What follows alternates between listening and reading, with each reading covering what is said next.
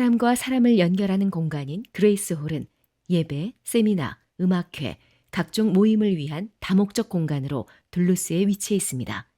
선교 문화는 G미션이 함께합니다.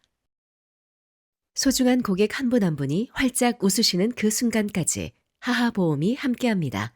자동차, 주택, 비즈니스, 건강, 생명보험까지 둘루스 H마트몰 청담 2층 고객의 웃음을 지키는 보험 하하 인슈런스. 건강, 체질을 알아야 합니다.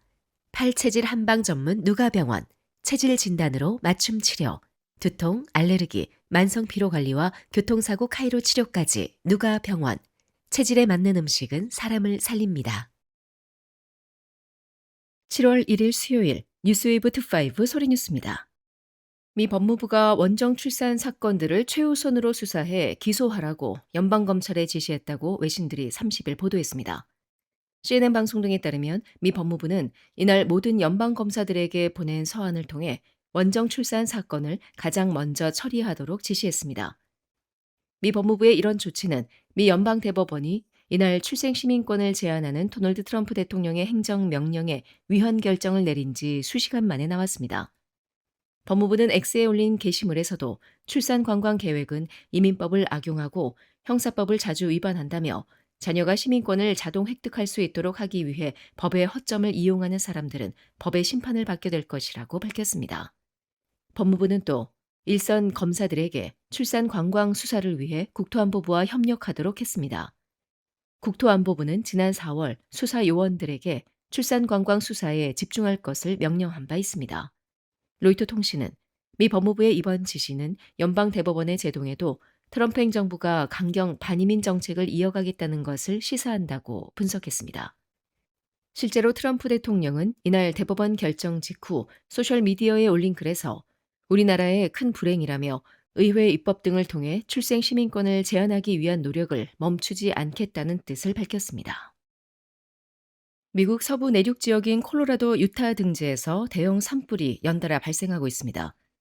CNN 방송은 30일 미 서부에서 수십 건의 산불이 발생했고 콜로라도와 유타, 애리조나, 뉴멕시코, 와이오밍, 네브라스카 등지에 산불 적색 경보가 발령됐다고 보도했습니다.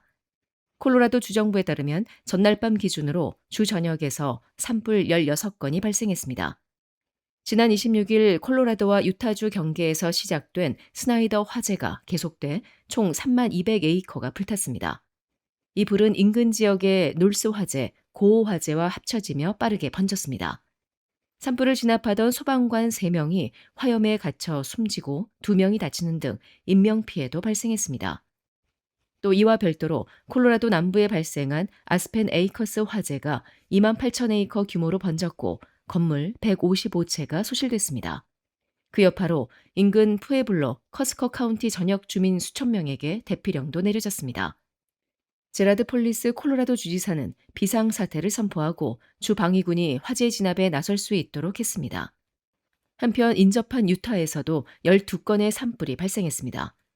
유타 남부 코트노드 화재로 10만 에이커가 불탔으며 여전히 진화율은 4%에 불과합니다. 150채를 태운 이 화재는 주 역사상 가장 파괴적인 화재라고 CNN은 전했습니다.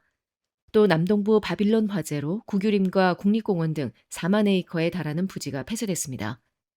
애리조나 북부와 뉴멕시코 북서부에서도 안심할 수 없는 상황입니다.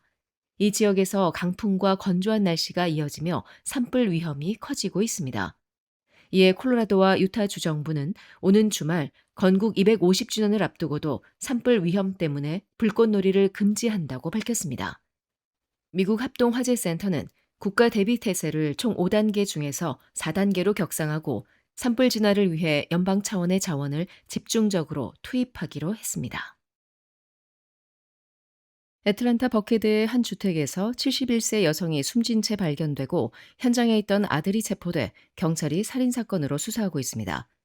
애틀란타 경찰국에 따르면 사건은 30일 오후 1시 36분께 라스엘 로드 3500블록의 한 주택에서 발생했습니다. 경찰은 가족의 요청을 받고 복지 확인을 위해 출동했으며 현장에 도착했을 당시 한 남성이 집안의 바리게이트를 치고 문을 열지 않은 채 버티고 있는 것을 확인했습니다. 경찰은 강제 진입 끝에 남성을 안전하게 제압해 체포했습니다. 이후 주택 내부를 수색하던 경찰은 71세 여성을 의식이 없는 상태로 발견했으며 출동한 구급대가 현장에서 사망을 확인했습니다. 경찰은 이번 사건이 숨진 여성과 체포된 아들 사이에서 발생한 가정 내 사건으로 보고 있으며 강력계 형사들이 정확한 경위를 조사하고 있습니다.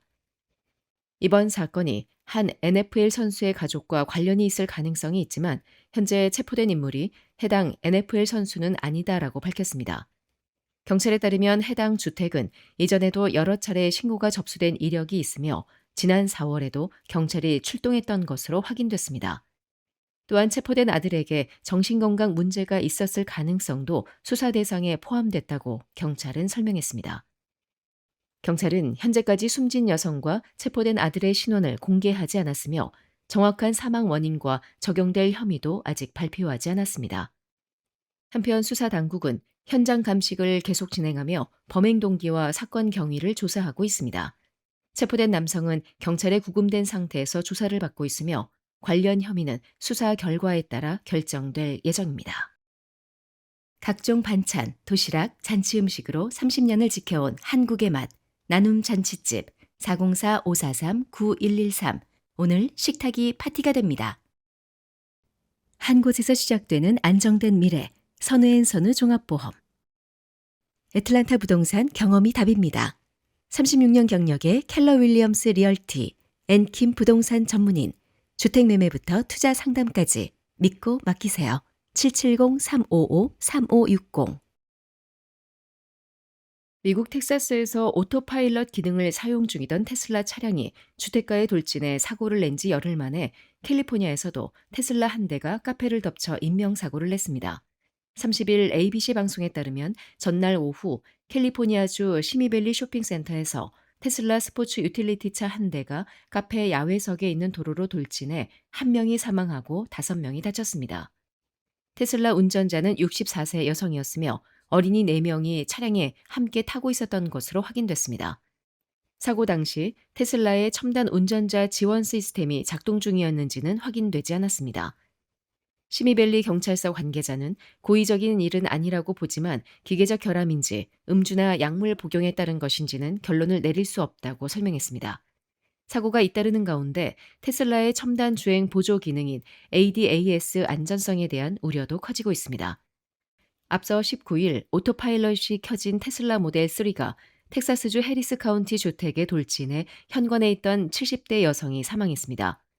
사망자 유가족은 테슬라의 주행 보조 기술이 사고와 연관이 있다며 운전자는 물론 테슬라를 상대로도 소송을 제기한 상태입니다.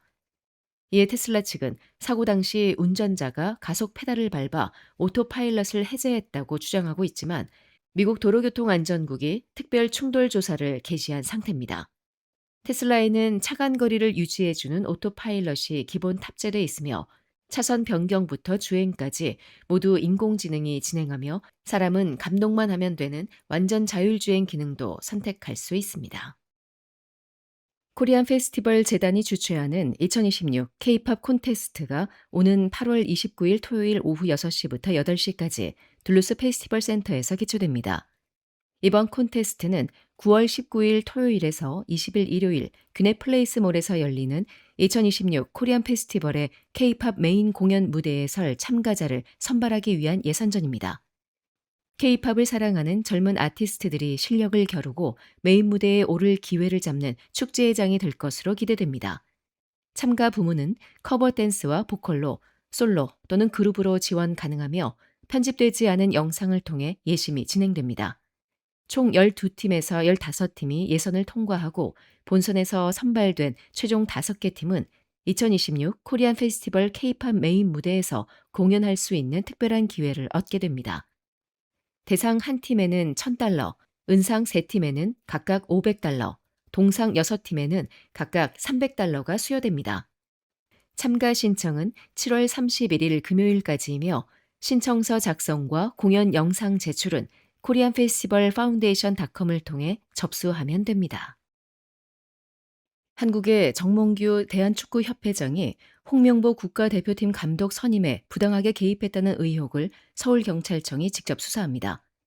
1일 서울청 광역수사단과 종로경찰서는 언론 공지를 통해 종로서가 맡아온 정 회장 등에 대한 고발 사건을 서울청 광역수사단 금융범죄수사대로 이송한다고 밝혔습니다. 종로서 관계자는 사안의 중요도를 감안한 것이라고도 설명했습니다. 이 사건은 국가대표팀 지휘봉을 잡은 클린스만, 홍명보 감독 선임 과정에 정 회장 등 축구협회 고위 관계자들의 부당한 개입이 있었다는 의혹이 골자입니다. 종로서는 지난 2024년 7월부터 총 8건의 고발을 배당받아 정 회장과 이임생 전 기술이사 등 협회 관계자들을 조사해 왔습니다. 하지만 2년이 지난 현재까지 법리 검토만 했을 뿐 별다른 진척이 없었고, 그러는 사이 같은 쟁점으로 제기된 행정법원 1심 판결이 나오고 정 회장과 홍 감독이 사의를 표하는 등 수사 실효성에 의문이 제기된 상태입니다. 서울청 관계자는 지난달 29일 정례 기자 간담회에서 행정소송이 4월 1심 판결이 나왔는데 재판 절차를 지켜볼 필요가 있었다고 말했습니다. 이 사건을 넘겨받은 서울청은 종로서가 해온 그간의 수사 기록을 살펴본 뒤 정 회장 등 피고발인에 대한 추가 조사 여부를 검토할 예정입니다. 지금까지 7월 1일 수요일 소리뉴스였습니다. 건강한 하루 보내십시오. 고맙습니다.